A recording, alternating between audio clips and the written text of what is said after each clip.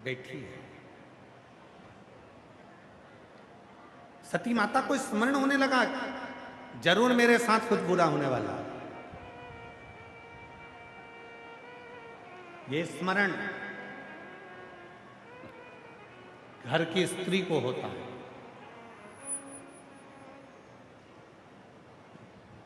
कई बार घर की माताएं कह देती है, मेरी आज सीधी आंख फड़क रही है, आज मुझे अच्छा नहीं लग रहा है, आज मुझे भय सा लग रहा है, बेटा गलत सपने आ रहे हैं।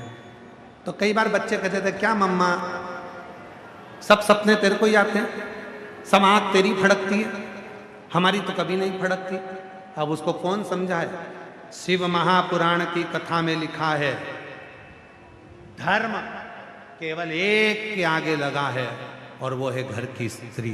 इसलिए घर की नारी को धर्म पत्नी कहते हैं।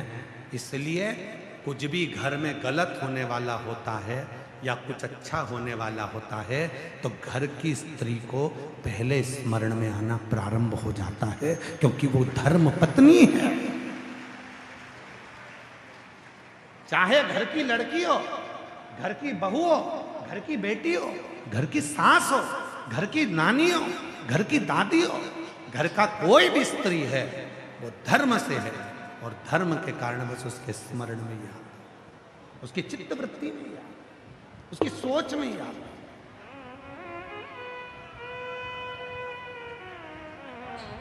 उसके विचारों में याद।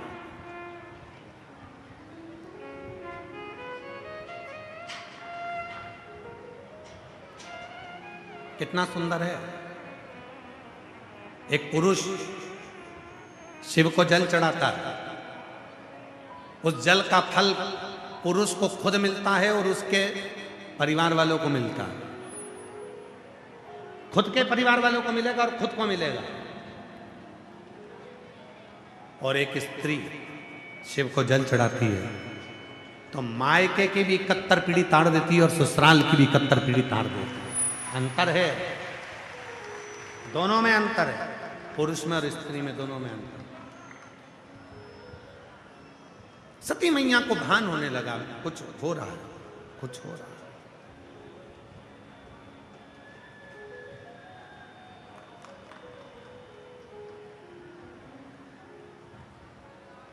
सती मैया के स्मरण में कुछ भान आने लगा। और महाराज, संसार में दो चोर बड़े भारी हैं जो तुम्हारी खुशियों को चुरा लेते हैं। संसार में दो चोर सबसे बड़े चोटे हैं। संसार में दो चोर ऐसे हैं जो तुम्हारी खुशियों को चुरा लेते हैं। पहले नंबर का चोर है तुम्हारी खुशियों को चुराने वाला तुम्हारी पुरानी यादें। तुम जितना पुराना अपना समय याद करोगे उतनी तुम्हारी खुशियां समाप्त हो जाएगी। और दूसरे नंबर का चोर है आने वाले समय की चिंता। ये भी वो चोर है जो तुम्हारी खुशियों को चुरा लेता है। इसलिए शिव महापुराण की कथा कहती है, ना पुराना याद करो, ना आने वाले समय की चिंता करो। आज की आज शंकर के मंदिर में एक लोटा जल समर्पित कर कर अपने बाबा को याद करो, जिससे आने वाला समय भी सुधरेगा और जिंदगी भी सुधरेगी। ये अपने सुख को चुरा लेते हैं, ये अपने सुख को चुराने वाले हैं। एक पत्र है, अच्छा है, देखिए। वो शिव तत्व की प्राप्ति का केंद्र बिंदु है केवल शिव और शिव में तुम्हारा विश्वास, तुम्हारी दृढ़ता, तुम्हारा भरोसा। और जब भरोसा प्रबल होता है तो शिव मिलता है, तब शिव। सती मैया के स्मरण में, सती माता के स्मरण में सब आने लगा। माता सती को धर्म पत्नी कहा गया और समय ऐसा आया कि मेरी सती माता गई अपने पिता के यज्ञ में। जो उनको भान हुआ था कि मेरा शरीर नहीं रहेगा, वही वही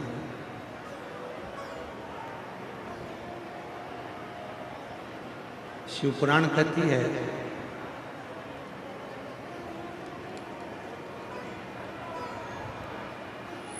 भगवान शंकर के दोनों हाथ में दो सर्प लपेटे हुए, दोनों हाथ में शिव जी के दोनों हाथ में दो सर्प लपटे हुए। थोड़ा ध्यान लगाकर सुनना, ये आप लोगों के भी और संपूर्ण जगत के कार्य की बातें बड़ी सुंदर है। महाराज शिव जी के दोनों हाथ में दो सर्प लपटे हुए। कल आपको कथा में बताया था कि शंकर जी के कान में दो सर्प हैं। कौन कौन से हैं? पद्म और पिंगल। शिव जी की कमर में एक सर्प है, क्या नाम बताया था? नील। शिव जी का नाम क्या पड़ा था? नीलांबेश्वर। और आज जो चरित्र चल रहा है, शिव जी के हाथ में दो सर्प लपटे हुए। एक का नाम है कंबल और दूसरे का नाम है धनंजय। जम के बोलो कौन कौन से सर्प हैं? एक का नाम है कंबल।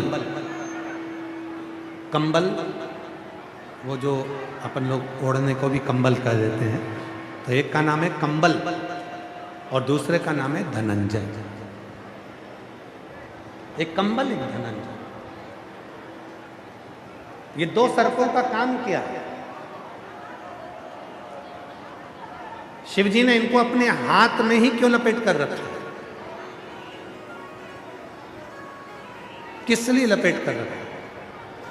कौन है ये? तो शिव महापुराण की कथा कहती है कंबल और धनंजय ये दोनों ऐसे सर्प हैं जो नदी के तट पर रहते थे, सरोवर के तट पर रहते थे। और नदी के तट पर रहने वाले ये कंबल और धनंजय दोनों को नदी के जितने जीव थे वो कष्ट दिया करते थे, परेशान किया करते।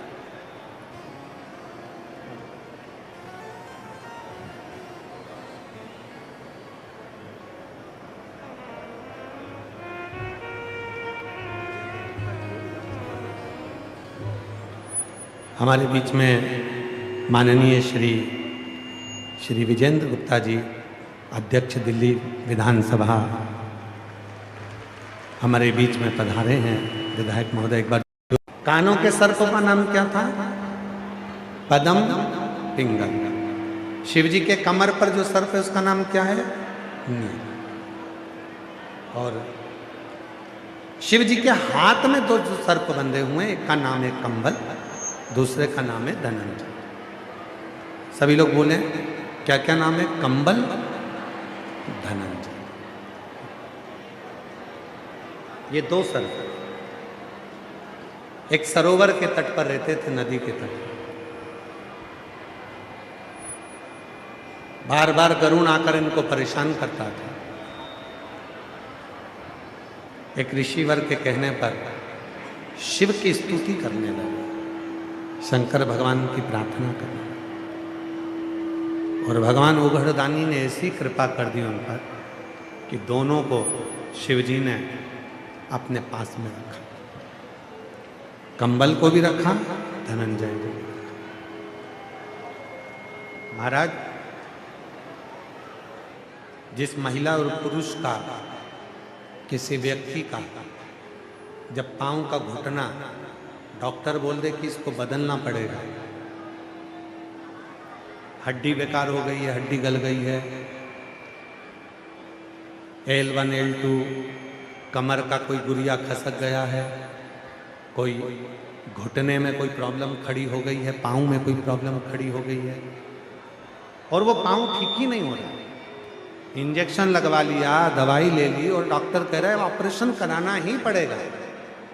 तो डॉक्टर साहब से कहना कि हमको गोलियां दे दो, दवाई दे दो, आप शिव का रूप हो और थोड़ा सा समय लेकर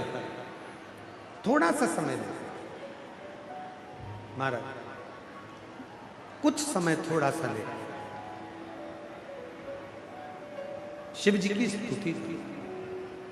भगवान शंकर का एक बेलपत्री एक कनेर का फूल, एक बेलपत्री, एक धतूरा, इन दोनों को दोनों हाथों में रखिए। कंबल और धनंजय दोनों का स्मरण करिए, शिव जी के दोनों हस्त कमल का। और भगवान शंकर का जो शिवलिंग है, उस शिवलिंग का जो जल बहता है जलाधारी का, धतूरे वाला बेलपत्र धतूरा अशोक सुंदरी वाली जगह पर रख दीजिए, और कनेर का फूल और बेलपत्र जो हस्त कमल है मां पार्वती का, इस ओर वहां रख। दोनों का नाम लेकर कंबल और धनंजय शिव जी का स्मरण करिए। कुंदकेश्वर महादेव का नाम लीजिए, धतूरे को वहीं छोड़ दीजिए, कनेर के पुष्प को वहीं छोड़ दीजिए, और बेलपत्र दोनों लेकर आ जाइए। दोनों बेलपत्र को, एक को सुबह, एक को रात्रि के समय पर, सोने से पहले दोनों बेलपत्र को एक एक कर छोटी छोटी सी बेलपत्र हो तो उसको चबाकर खाने का प्रयास करिए। 5 बार यदि कर लिया तो ये निश्चित है अगली बार आप डॉक्टर को दिखाने जाओगे तो वो कह देगा कि ऑपरेशन की जरूरत नहीं है, घुटने काम करना प्रारंभ। कंबल और धनंजय शिव जी के हाथ के ये वो 2 सर्प हैं।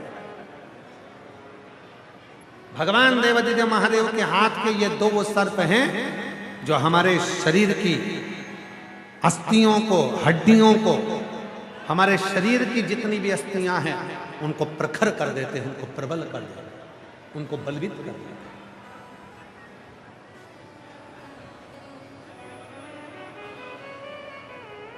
फिर से एक बार नाम लेंगे, आप लोगों के स्मरण में रहना चाहिए।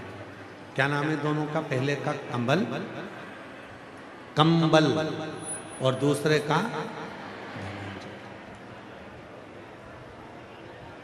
अब कल से आज तक में आपको 5 सर्पों के नाम स्मरण करा दिए हैं। कानों में कौन कौन है? पद्म, पिंगल। कमर पर कौन है? नील। हाथों में कौन है? कंबल, धनंजय। शिव जी के श्रृंगार में जितनी जितनी सामग्री है, भगवान शंकर के श्रृंगार में जितना जितना सामान है, भगवान शंकर के श्रृंगार में चाहे धतूरा हो, आँख का पुष्प हो, कनेर का पुष्प हो, बेल का फल हो, बेलपत्री हो, चाहे भगवान शंकर के श्रृंगार में चंद्र हो, चाहे भगवान शंकर के श्रृंगार में गंगा का जल हो, चाहे भगवान शंकर के श्रृंगार में चंदन हो, चाहे भगवान शंकर के श्रृंगार में भस्म हो, चाहे भगवान शंकर के श्रृंगार में चूरमा हो, चाहे भगवान शंकर के श्रृंगार में रोट का चूरा हो, ये जो भी भगवान शंकर को समर्पित किया जाता है इसमें फल बहुत है।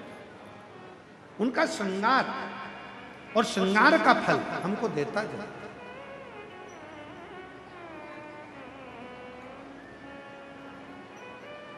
ये छूटता नहीं है, इसका फल जरूर मिलता है।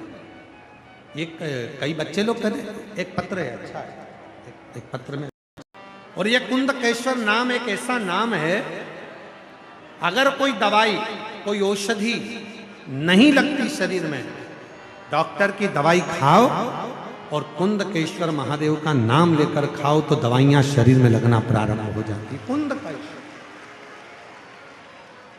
शिव का एक नाम कुंदकेश्वर। भगवान शंकर के स्वरूप का दर्शन हुआ, कुंदकेश्वर महादेव का स्मरण हुआ, भगवान श्री गणेश, अशोक सुंदरी की सुंदर आनंदमय झांकी यहां पधार रही है। जोरदार ताली बजाएंगे उससे